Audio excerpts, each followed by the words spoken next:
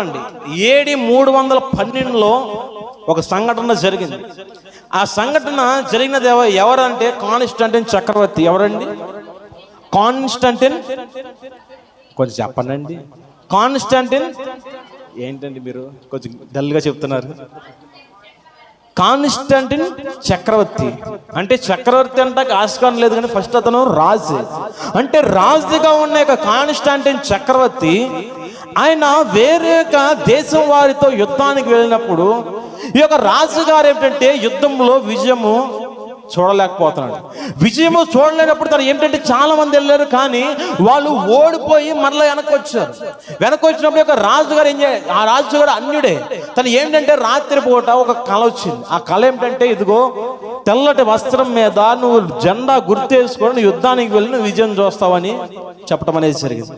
అది ఎప్పుడు జరిగిందంటే ఏడి అంటే క్రీస్తు శకం 312వ సంవత్సరంలో అక్టోబరు 27 రాత్రి యొక్క కాన్స్టాంటిన్ చక్రవర్తి గారికి కల వచ్చిందండి. ఎప్పుడు వచ్చిందండి?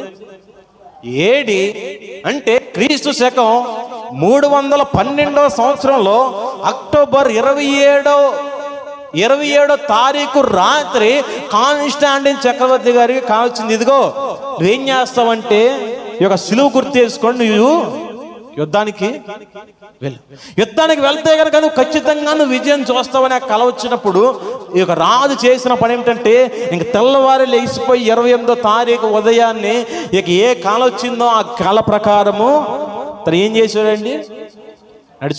పట్టుకున్నాడు, జెండా కట్టాడు, పట్టుకున్నాడు. ఎప్పుడైతే యుద్ధానికి వెళ్ళాడో అప్పుడు విజయం చూశాడు.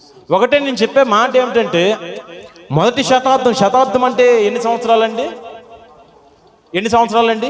100 సంవత్సరాలు. అంటే 312వ సంవత్సరం అంటే ఎన్నో శతాబ్దం? 3వ శతాబ్దం.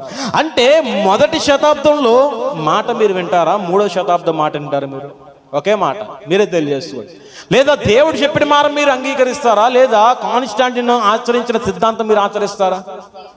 చెప్పండి. ఒకే మాట, ఒకటే మీరు తెలియజేసుకోండి.